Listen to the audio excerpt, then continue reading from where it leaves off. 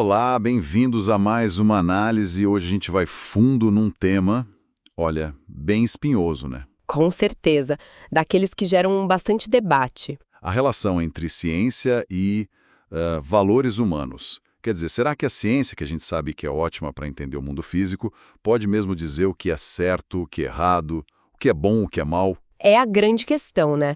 Onde que a objetividade científica encontra a subjetividade ou suposta subjetividade da moral. Exato. E para guiar essa nossa conversa, a gente está se baseando bastante numa palestra que ficou bem conhecida do Sam Harris. Ah, sim. Aquela do TED, né? A ciência pode responder a questões morais. Um título bem provocador. Esse mesmo. E o nosso objetivo aqui é tentar, destrinchar o argumento dele. Entender essa ideia de que talvez aquela separação clássica, fatos de um lado, valores do outro. Que talvez seja uma ilusão, né? É o que ele propõe. Mais que isso, ele acha que a ciência poderia e deveria ser a base da moralidade. O que vai contra, muito do que a gente aprendeu, né? Ciência descreve o que é, moralidade diz o que deve ser. Campos separados. Exatamente, a visão tradicional é que a ciência nos dá as ferramentas, mas não diz o que construir. Harris acha que isso não só está errado, como é perigoso manter essa visão hoje em dia. Perigoso por quê? Pelo nosso poder tecnológico, talvez? Exato. Num mundo tão conectado, com capacidade de destruição tão grande, ele acha que essa separação ficou insustentável. Ok, então, vamos lá. Qual que é a chave do argumento dele? Como ele tenta conectar esses dois mundos? Então, o ponto central dele, é uma redefinição do que a gente chama de valores. Redefinição, como assim? Ele argumenta que valores não são só, tipo, preferências pessoais ou coisa cultural. Ele diz que são um tipo específico de fato. Fato. Que tipo de fato? Fatos sobre o bem-estar de criaturas conscientes. Fatos sobre o bem-estar. Me dá um exemplo para entender melhor. Claro, ele usa um bem simples. Por que a gente não tem dilemas éticos sobre como tratar pedras? Bom, porque são pedras, né? Não sentem nada. Exato, porque a gente parte do princípio que pedras não têm consciência, não podem sofrer, não podem sentir prazer. A nossa bússola moral nem se ativa para elas. Faz sentido. A consciência é o fator-chave. Isso. E aí ele estende isso para como a gente lida com outros seres, porque a gente geralmente se preocupa mais com um chimpanzé do que com uma formiga. Imagino que pela capacidade de sentir, né? A gente assume que o chimpanzé sente mais, tem uma vida interior mais complexa. Exatamente. A gente acredita, com base em muita evidência, que o chimpanzé tem uma gama muito maior de experiências conscientes, felicidade, sofrimento, medo. E para Harris, é essa capacidade de ter experiências conscientes que fundamenta a moral. E a existência dessa consciência, e como ela é, seria então uma questão de fato, que a ciência pode olhar. Em princípio, sim. A ciência pode investigar isso. A gente pode estar errado nos detalhes sobre o quanto ou como um chimpanzé sente, mas a questão em si, se ele sente e como isso afeta seu bem-estar, não é por opinião. É algo sobre a realidade. Então, toda a moralidade, no fundo, seria uma preocupação com a consciência. E como ela pode mudar. Para melhor ou para pior, né? É o que ele propõe. E ele diz que isso vale até para valores que parecem vir da religião. Como assim? Tipo, céu e inferno? Uhum. Mesmo quem acredita nisso, a preocupação final ainda é com estados de consciência. Felicidade eterna ou sofrimento eterno. A ideia de uma alma que vai para o céu ou para o inferno é em si uma alegação sobre fatos, sobre o que acontece com a consciência depois da morte. Pode ser verdade ou não. Entendi a ligação com a consciência. Mas como isso vira certo e errado aqui no mundo real, nas nossas sociedades? Aí ele fala do que ele chama de contínuo do bem-estar humano. Existem jeitos de viver, sociedades inteiras, que são, verdadeiros infernos na Terra. Violência, miséria, desconfiança total. E existem outras onde as pessoas conseguem viver melhor, colaborar, ter mais segurança. Exato. Apesar dos problemas, claro. O ponto dele é que existem fatos sobre o que nos leva para um lado ou para o outro desse espectro. Fatos tipo... O que seria um fato moral, então? Fatos como Colocar veneno na água que todo mundo bebe é objetivamente ruim para o bem-estar daquela comunidade. Não é questão de opinião cultural. Ok, esse é bem óbvio. Sim, mas eles tendem.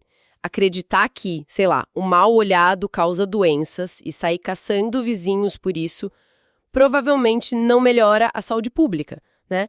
Institucionalizar a tortura não costuma levar uma sociedade mais feliz e confiável. Entendi. Existem verdades sobre como as sociedades florescem ou entram em colapso, e isso está ligado ao bem-estar das pessoas. Isso, e essas verdades são o que a moralidade deveria investigar. Por isso, para ele, falar de valor é falar de fato.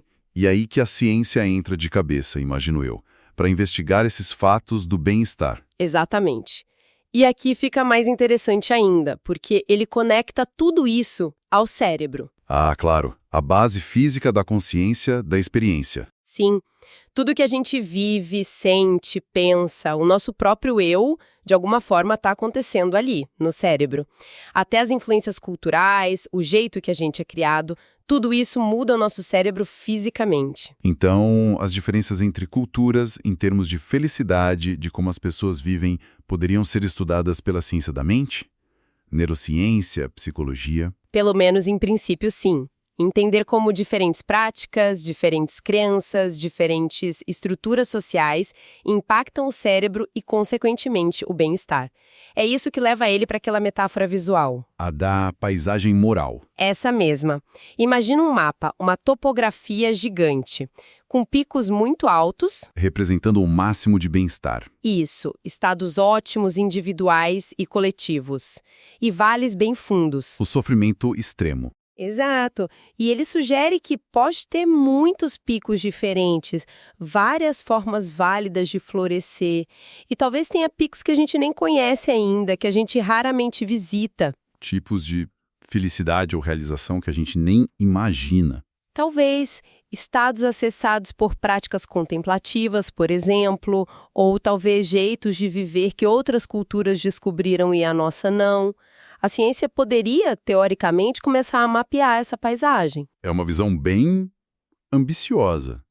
Mas ele reconhece que tem limite, né? Não é que a ciência vai dar um GPS para toda decisão moral da vida. Não, com certeza não, e ele deixa isso claro.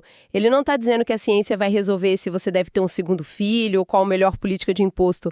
A paisagem é complexa demais. Então, qual é o ponto de pensar nessa paisagem mesmo sem poder mapear tudo? O ponto crucial para ele é: se uma questão afeta o bem-estar de seres conscientes, seja uma pessoa, seja uma sociedade, então essa questão tem respostas certas e erradas. Em princípio. Mesmo que seja difícil achar, mesmo que a gente discorde. Só admitir isso já muda tudo. É o que ele acha, porque tira a moralidade daquele campo do vale tudo, do é só opinião, é só cultura, passa a ser uma questão sobre fatos, sobre como o mundo realmente funciona em relação ao bem-estar. Mas aí vem a crítica, né? Bem-estar é muito subjetivo, não? Difícil de medir, de definir objetivamente. Sim, ele antecipa isso. E ele responde com uma analogia que eu acho bem boa, a da saúde física. Saúde física. Como? Pensa bem, o que a gente considera saudável hoje é muito diferente do que era séculos atrás, né? A expectativa de vida mudou absurdamente. Com certeza. 150 anos seja visto como um problema de saúde. O conceito evolui. Ou seja, mesmo sendo um conceito que muda, que tem aspectos culturais, ele não é inútil ou puramente relativo. Exato. Ninguém diria que a diferença entre uma pessoa saudável e uma pessoa morrendo de câncer é só questão de opinião. É bem objetiva. Para bem-estar, ele argumenta seria parecido. É complexo, tem muitas facetas, mas a diferença entre uma vida de tortura e uma vida com segurança e oportunidade é real e moralmente significativa. Entendi. E a outra questão? A dos múltiplos picos, de ter vários jeitos certos de viver. Isso não acaba virando um relativismo disfarçado? Ele também pensa nisso. E usa outra analogia, a da comida. Comida de novo? É. Ele diz, claramente não existe a comida certa universal. Tem um monte de dietas saudáveis pelo mundo, certo? Sim, culinárias muito diferentes e saudáveis. Muitas opções boas, não significa que não exista diferença entre comida e veneno, ou que qualquer coisa que se coma seja nutrição. Ok. Múltiplas respostas certas não anulam o fato de que existem respostas erradas e que existem fatos sobre o que nutre ou não. Exatamente essa lógica. Pode haver muitas formas válidas de organizar a sociedade, muitas formas de encontrar felicidade, os múltiplos picos, mas isso não quer dizer que todas as formas são válidas, ou que não existam vales de sofrimento que a gente deveria objetivamente tentar evitar. E as regras morais? Tipo, não mentir. Uma moralidade objetiva não precisaria de regras sem exceção. Aí ele compara com o xadrez. Xadrez. No xadrez tem o princípio, não perca sua rainha. É uma ótima regra geral, né? Fundamental. Mas tem momentos em que sacrificar a rainha é a melhor jogada, às vezes a única, ou até uma jogada brilhante. Verdade. Isso faz o xadrez ser subjetivo. Não. Ele continua sendo um jogo com regras e objetivos claros. As exceções não destroem a objetividade. Para a moral seria igual. Princípios podem ter exceções dependendo do contexto, mas isso não significa que a moralidade não tem uma base em fatos sobre o bem-estar. Para deixar mais claro, ele usa exemplos concretos, né? E alguns são bem... uau! Sim, ele não tem medo de tocar em vespeiro. Ele falou, por exemplo, da punição corporal em escolas. Na época da palestra, ainda era legal em vários estados americanos e muitas vezes com justificativa religiosa. Nossa, sério? Sim. E ele pergunta na lata. Do ponto de vista da psicologia do desenvolvimento, da neurociência, bater em crianças, causar dor, humilhação pública, isso é uma boa ideia para formar adultos equilibrados, cidadãos cooperativos? Ele questiona se existe dúvida real de que essa pergunta tem uma resposta baseada em fatos e que essa resposta importa. É um jeito de forçar a gente a pensar se estamos aplicando o que já sabemos sobre desenvolvimento humano nessas práticas. Exato. E ele vai ainda mais fundo. Ele aborda a questão do véu obrigatório para mulheres em certas culturas. E aí o tema fica mais delicado ainda. Muito. Ele descreve a situação de forma bem direta. Mulheres forçadas a se cobrir, às vezes sofrendo violência se não fazem. E aí ele desafia aquele relativismo cultural do quem somos nós para julgar. Que é uma postura muito comum, né? Como ele justifica essa crítica? Ele vira a pergunta do avesso. Quem somos nós para fingir que sabemos tão pouco sobre o bem-estar humano a ponto de não podemos dizer que forçar metade da população a viver assim é ruim? Ele questiona se essa prática tem alguma chance de ser um pico de florescimento humano.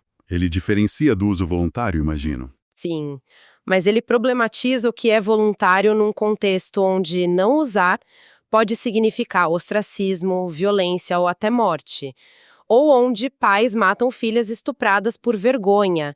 Ele pergunta, qual a chance disso ser o auge do bem-estar? Mas é importante dizer que ele não coloca o Ocidente num pedestal, né? De jeito nenhum. Ele é bem explícito nisso. Ele aponta o dedo para a nossa cultura também.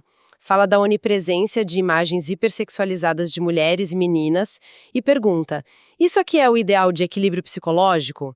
É o melhor ambiente para criar crianças? A resposta, ele sugere, provavelmente é não. Então a proposta não é defender uma cultura específica, mas sim buscar princípios de bem-estar que façam sentido independente da cultura. Exatamente. Ele acha que provavelmente existem equilíbrios melhores, picos mais altos nessa paisagem moral, que talvez estejam entre os extremos que a gente vê por aí. Pode ter vários caminhos bons, mas isso não significa que não existam caminhos comprovadamente ruins. E o ponto-chave é, a gente pode usar a razão e a ciência para investigar isso. Isso me lembra uma outra questão que ele toca, que é a da intenção versus resultado, especialmente com crenças que ele considera delirantes. Ah, sim. O exemplo do amor distorcido, né? Tipo o pai que mata o filho gay achando que tá salvando ele do inferno. Exato. O sentimento subjetivo de amor pode até estar lá. Pode. Mas Harry diria, o bem-estar tem que ser olhado de forma ampla.